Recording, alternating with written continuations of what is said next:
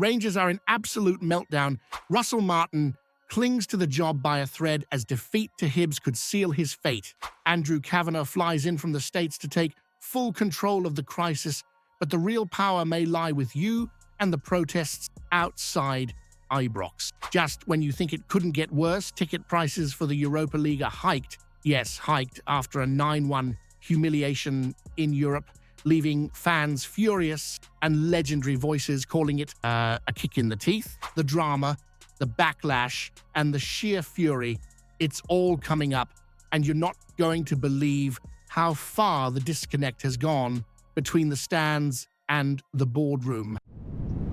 Right, you're watching the Rangers report, and it's time to dive right into the thunderstorm brewing over Ibrox. Russell Martin, the man who arrived with fanfare and Premier League credentials from Southampton, now finds himself standing on the edge of the cliff. And according to former title winner Gregory Vignal, Saturday's League Cup clash against Hibs could be the match that pushes him off it. You've got to win trophies at Rangers. It's non-negotiable. This isn't some mid-table holiday job down south where you get time to build a project. This is Ibrox. You either deliver or you're shown the door. Simple as that.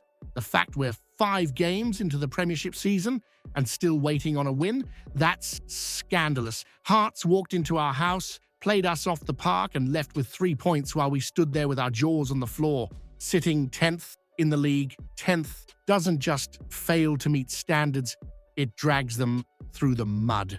And then you've got Martin in the post-match interviews saying some of the players are scared to play at Ibrox. What in the name of Walter Smith is that about? You're scared to play in front of 50,000 loyal Bears roaring you on? That stadium is a fortress, not a haunted house. You don't sign players who freeze under pressure. You sign players who thrive on it, who live for it. Gregory Vignal said it best. McLeish, Advocat, Walter Smith, none of them would accept that sort of talk. You don't get scared at Ibrox. You get inspired. That badge on your chest should be your armor, not your burden. And here's the thing. Yes, Martin's a nice guy, and yes, he did a job at Southampton.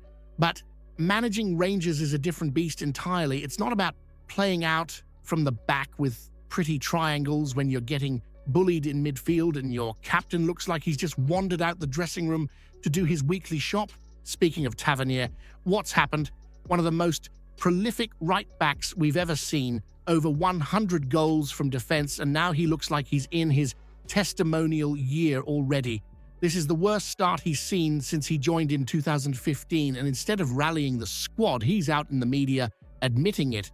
You don't do that. You lead, you dig in, you grab that dressing room by the scruff and remind every single player what it means to play for Rangers. There's no plan on the pitch, no identity, and certainly no urgency.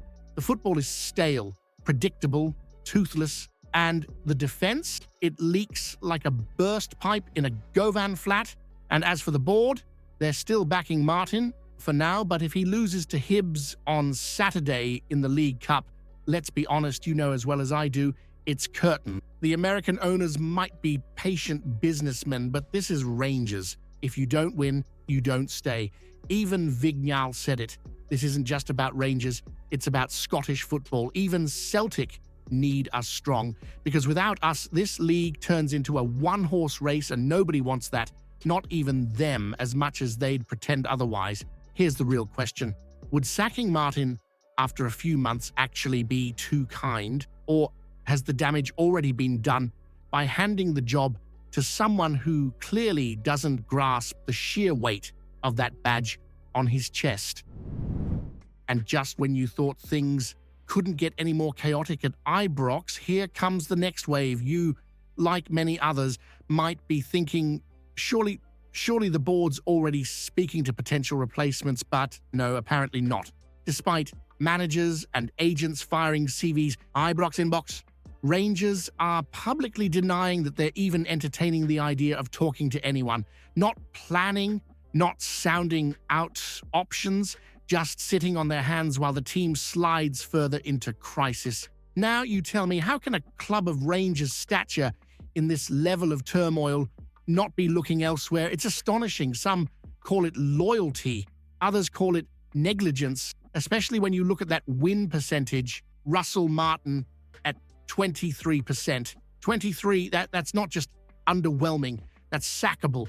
Giovanni van Bronckhorst, 59%. Michael Beale, over 72. Even Philippe Clement had 63. Martin, 13 games, 3 wins, and not one in the league. You don't need a stats guru to know that spells disaster. Meanwhile, Sean Dyche's name is doing the rounds. And listen, Dyche isn't about possession football or soft touches. He's about organization, resilience, winning ugly if you have to. That's what Rangers need right now, someone to slam the door shut at the back and inject a bit of backbone into this soft-centered side. But the board think his style doesn't fit the long-term vision. What vision? Leaking goals like a sieve while playing the ball sideways for 90 minutes. And then there's the curveball, Davide Ancelotti, the son of the great Carlo, currently floundering at Botafogo. Now, he was in the mix before Martin got the job. Young, tactically sharp, worked at clubs like Real Madrid, Bayern, Napoli. He's got pedigree, but does he have the fire to walk into Ibrox mid-crisis and command that dressing room? Or would it be a case of another pretty idea that falls flat on a cold Wednesday night in Paisley? Still, the board reportedly haven't ruled him out. In fact, if he gets the sack in Brazil, we could see him on a plane north before the week's out.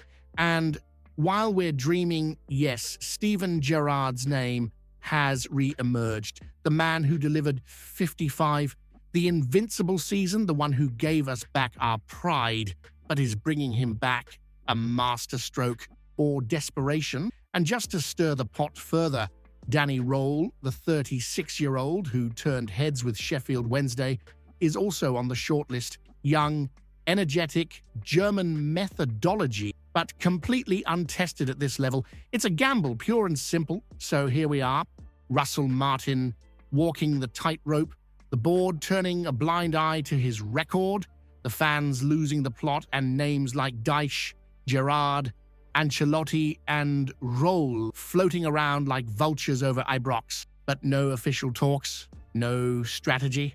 Here's what I want to know. If the board aren't planning for life after Martin and he loses to Hibs, are you all right with them sticking by him and letting this horror show continue? Or would it actually be more insulting if they sack him and don't have someone lined up?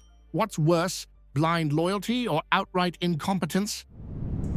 And now, the spotlight swings to Andrew Cavenagh, the man at the top, the one with the checkbook, the final say, and the power to flip the table if he chooses to. He's flying in from San Francisco, not to watch a cup tie, let's be clear, but to take full control of the mess unfolding at Ibrox. You don't cross the Atlantic to take in the atmosphere and sample a sausage roll. You come for one reason, to deal with crisis, because that's exactly what this is, a full-blown crisis. The Union Bears are preparing another protest. The Rangers Fan Advisory Board has already forced a showdown with the likes of Patrick Stewart and Kevin Thelwell and the fans. You've already made your voices heard, loud, relentless, furious. But here's the twist. Cavanagh's arrival could be the turning point, not because of what happens on the pitch, but because of what happens outside it.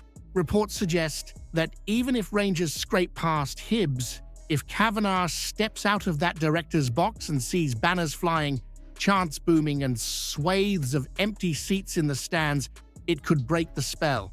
That American Silence Act we saw with Leeds might not work in Govan. Not when you've got 50,000 Glaswegians ready to tear the roof off. It's no longer just about Russell Martin and his woeful tactics. It's about leadership, identity, pride, and how long the board thinks it can test the patience of a support that's already been pushed to the brink. And let's not sugarcoat it, this fan base, often divided on many fronts, is now united in fury.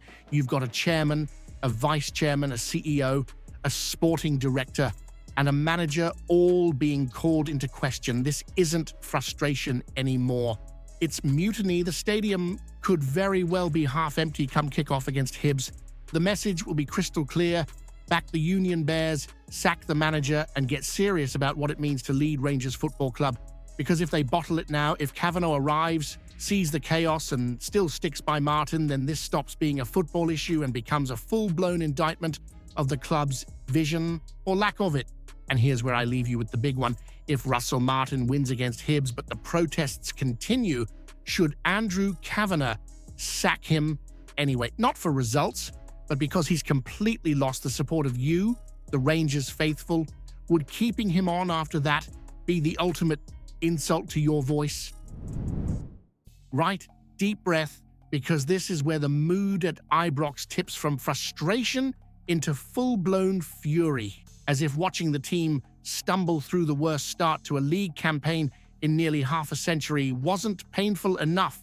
The board have now added insult to injury by quietly announcing a hike in ticket prices for the Europa League. That's right, Rangers drop into Europe's second-tier competition after getting absolutely dismantled 9-1 on aggregate by Club Brugge in the Champions League playoffs. And the reward? You get to pay more to watch it, starting at £42, rising to as much as £47 in future seasons. For group stage matches you've already paid with your soul to get through, matches that should be about galvanizing a fractured support, not milking them for every last penny. You've got Genk at home, sure. Roma, Braga, Ludogorets, decent names, but do they justify that kind of price rise in this current climate? While folk are choosing between heating and eating, the board thinks now's the moment to nudge the ticket prices up again. It's not just tone-deaf, it's downright offensive. And Derek Ferguson, who's not exactly shy when it comes to calling it like it is, nailed it. It's taking the mickey out of fans, he said, and he's spot on. A couple of quid might not sound like much to the suits in the boardroom, but when you've followed this club home and away through rain, hail, and heartbreak, it's a slap in the face. Cavenagh hasn't even been visible for most of this train wreck of a season, and now he's making decisions like this when your own fan advisory board is literally begging the club to bring prices down amid a cost of living crisis, and the response is to bump them up. And here's the kicker. Do they honestly think Ibrox will be full for a Thursday night against Ludogorets when the football's rotten, the atmosphere's toxic, and you're being charged Champions League prices for Conference League vibes? Raising prices when the product on the park is garbage is bad enough. Doing it while fans are openly protesting against the manager and chairman, that's playing with fire. So now, here's the brutal question. Should Rangers supporters boycott Europa League matches to send a message to the board that they're not just customers, they're the lifeblood of this club and they won't be taken for fools? Comment below what you think about the news. Don't forget to leave a like on the video to help me out. I post videos every day talking about our Rangers, so if you're not subscribed, you're missing out on the latest news. See you soon.